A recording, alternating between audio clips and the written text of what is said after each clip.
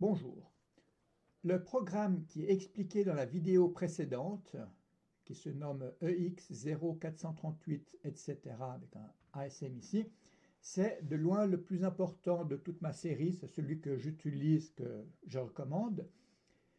Je rappelle également que sur mes pages web associées à mes vidéos, ici, si on va sous microcontrôleur, Arduino, etc., on tombe sur cette page et depuis là, ici à la fin, on a accès à tous les programmes. Et puis ici, j'ai mis en gras, vraiment, je dis que c'est le programme que je recommande. Donc ils sont tous disponibles directement ici dans un fichier compressé. J'ai aussi les étiquettes qui sont disponibles. Et puis j'ai quelques informations ici, si vous voulez, des livres, puis des vidéos et des informations. J'ai fait encore une amélioration. Je vais peut-être mettre comme ça, comme ça. Ici, quand je dis amélioration, on verra, c'est entre guillemets. Ici, j'ai donc 50 étapes de déphasage d'un signal par rapport à l'autre.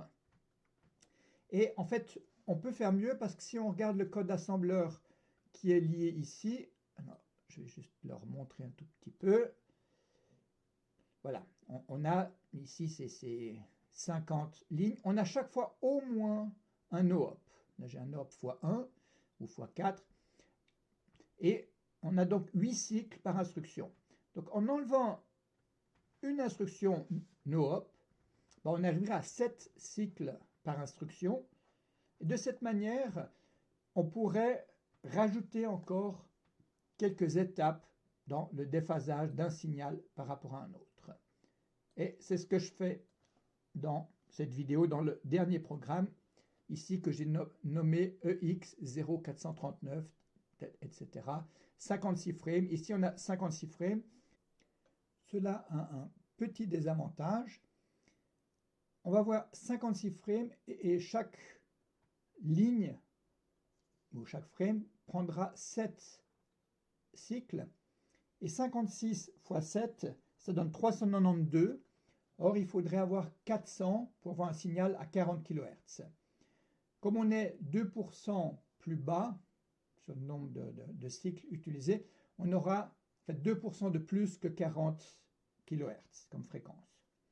Bon, ce n'est pas très important, le programme n'est pas trop intéressant, mais bon, je l'ai fait. Je l'ai fait, donc pourquoi pas. Donc j'ai toujours tous les commentaires comme d'habitude ici, voilà, je donne plusieurs informations.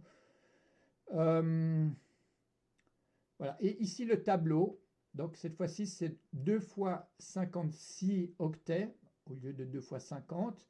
On voit donc, on a une série de 4, 28, 4, ensuite 28 fois 8, et puis après on répète. Et exactement comme précédemment, on définit dans une fonction externe écrite en assembleur la fonction signal, qui n'a pas de paramètres et qui ne retourne rien. Et puis ici, il n'y a rien du tout de spécial. De nouveau, on met un main plutôt qu'un loop, parce que comme ça, on ne génère pas de code inutile. De toute façon, on n'arrivera même jamais dans le while qui est ici, puisqu'on reste dans la fonction signal qui est ici. Ok, je regarde la partie assembleur qui se trouve ici. Donc cette fois-ci, je peux avoir soit un no-op, soit deux no-op, soit trois no-op, no operation, puisque à la base, on a toujours 4 cycles et on en veut 7 au total. Donc de temps en temps, on rajoutera 3 no operation qui perdront les 3 cycles dont on a besoin. Exactement comme dans la vidéo précédente ou dans le programme précédent, je définis des alias. C'est plus lisible d'écrire bouton porte 8 que d'écrire R18. Mais ça correspond à R18. Ici, la phase correspondrait à R20. L'avantage, c'est une fois on a besoin de changer ces valeurs, eh bien, on peut le faire plus facilement depuis ici. Si on utilisait des registres avant R16, on est limité, on a des limitations, on ne peut pas faire des chargements immédiats dans des registres de R0 à R15. pour ça qu'on commence très souvent à partir de R16. Bon, là, je suis R18, 18 parce que ça fait penser à 8, et 19 parce que ça fait penser à 9. Disons, c'est tout. 21 parce que compteur 1, 22 parce que compteur 3. Voilà. Donc là, on est déjà dans la fonction signal. Et finalement, on a exactement les mêmes instructions que tout à l'heure. Donc, je charge, bon, ici d'abord, on commence ici, je charge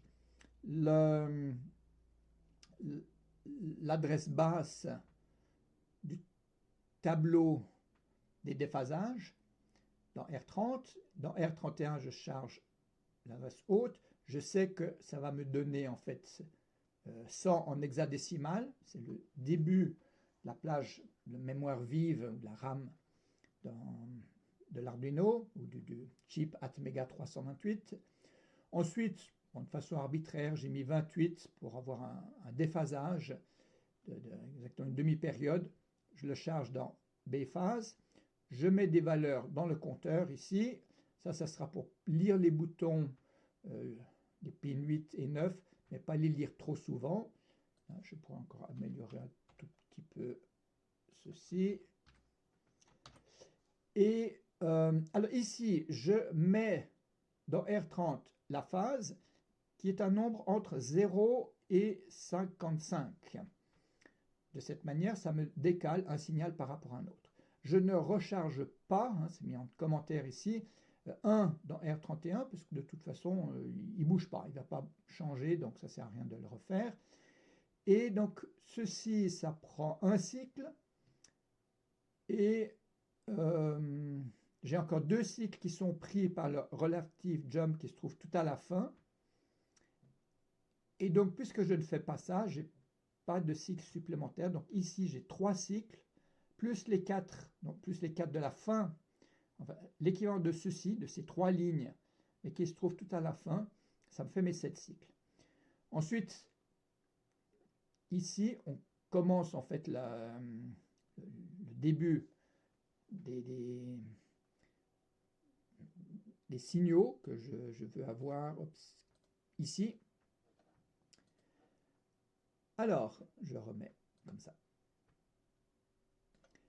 Donc, ceci prend 4 cycles, plus 3, ça fait bien 7 cycles au total.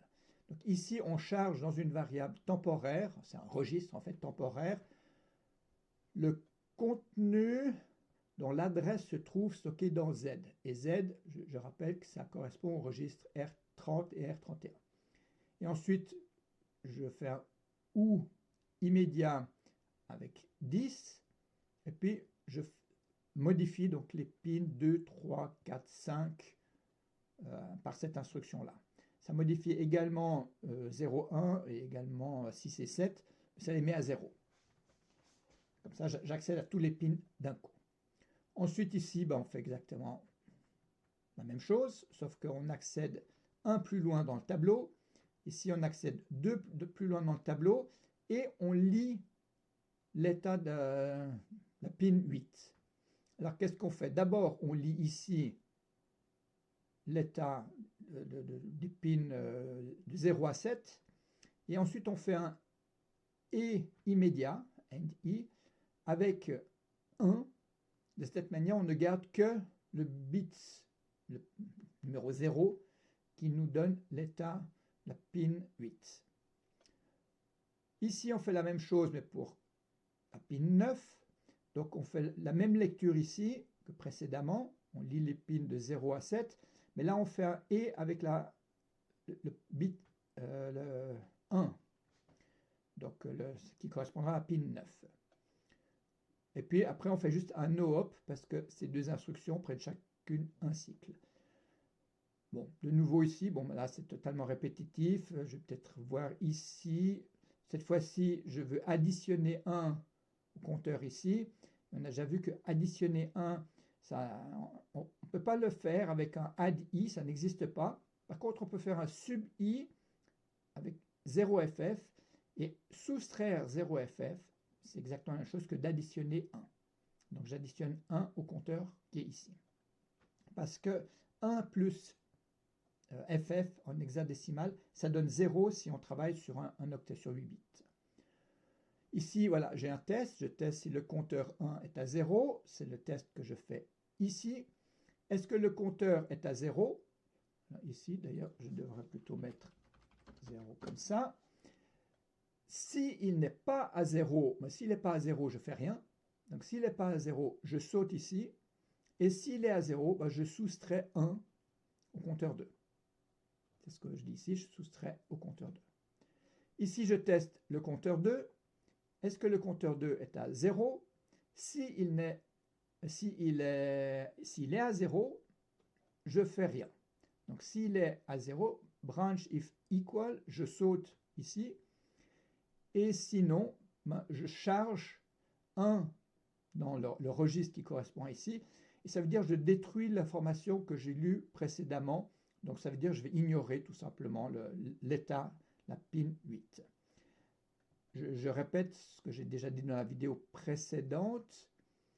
Ici, le branch if equal, il prend un cycle si je ne fais pas de branchement, et si je passe à l'instruction suivante, et il prend 2 cycles si je fais le saut. Mais comme j'ai un cycle utilisé par cette instruction-là, alors qu'on fasse le branchement ou pas, ça prendra toujours 3 cycles pour passer là en bas. Ça, c'est nouveau. Quelque chose que le compilateur C, lui, n'arrive pas à faire. C'est quand on écrit en assembleur qu'on arrive à faire ces optimisations. Voilà, ici, je teste est-ce que le compteur 2 est égal à différents de 0. C'est exactement le même test qu'avant, mais ici, ça sera le bouton 9 que je mettrai à 1. C'est ce que je fais ici.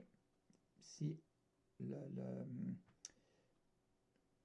la comparaison ici est différente de 0, alors je passe ici et je mets le 9 à 1, etc. ici. Donc je fais, bon ici je marque d'ailleurs 10, et là je vois que j'ai 5, donc ici je devrais marquer 5. C'est un commentaire, hein, c'est pas très important, mais enfin, quand même. Voilà, et ici, bon, j'ai rien de trop spécial. Voilà, la phase. Si j'appuie sur, enfin, où je mets à 0 la pin 8, alors je soustrais 1 à la phase, c'est ce que je fais ici. Par contre, si j'appuie sur la pin 9, j'additionne 1 à la phase, c'est ce que je fais ici, et de nouveau, plutôt que d'additionner, je soustrais FF en hexadécimal. Ensuite, si la phase est égale à 0, alors je la mets à 56, parce que sinon on arriverait plus ou moins dans des nombres négatifs, mais en fait 0 moins 1, ça va donner FF, ou 255. Donc ici, je teste si je suis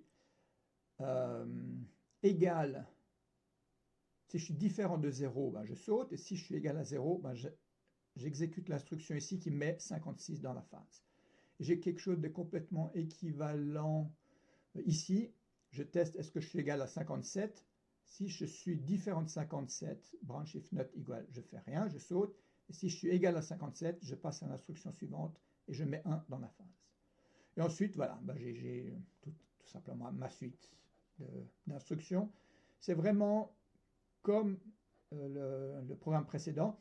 Et à partir de ici, quand on passe de là à là, eh bien, ça change le signal qui était tout le temps à l'état haut ici, enfin la pin, alors c'est la pin 4, elle était tout le temps à l'état haut ici, et la pin 5 à l'état bas. Eh bien ici, la pin 4 passe à l'état bas et la pin 5 passe à l'état haut. Et ça va rester ici comme ça tout le temps. Ça, c'est ce signal jaune qui est ici, qui lui reste tout le temps le même. On ne s'embêterait pas avec tout ça si on ne voulait pas faire ce déphasage. Le programme qui permet de garder la même phase est beaucoup plus simple en fait. Voilà, ça termine. Donc le défaut de celui-ci, c'est que je ne suis pas exactement à 40 kHz, mais un tout petit peu plus rapide, puisque toutes ces instructions prennent un tout petit peu plus, un tout petit peu moins que 40 cycles. Ça prend 56 fois 7 cycles. Voilà, c'était à faire. Et puis ici, j'ai la correspondance 1 cycle prend 62,5 nanosecondes. Ça m'a été utile lorsque je mesurais à l'oscilloscope le temps pris par ces opérations. Et ça confirme exactement que cette opération prend 2 cycles, celle-là 1 cycle, celle-là 1 cycle. Donc on a 4 cycles, plus les 3 cycles ici, ça fait 7 cycles au total. Bien, je m'arrête ici pour cette petite vidéo, moyennement intéressante, mais voilà, je l'ai faite. Merci, au revoir.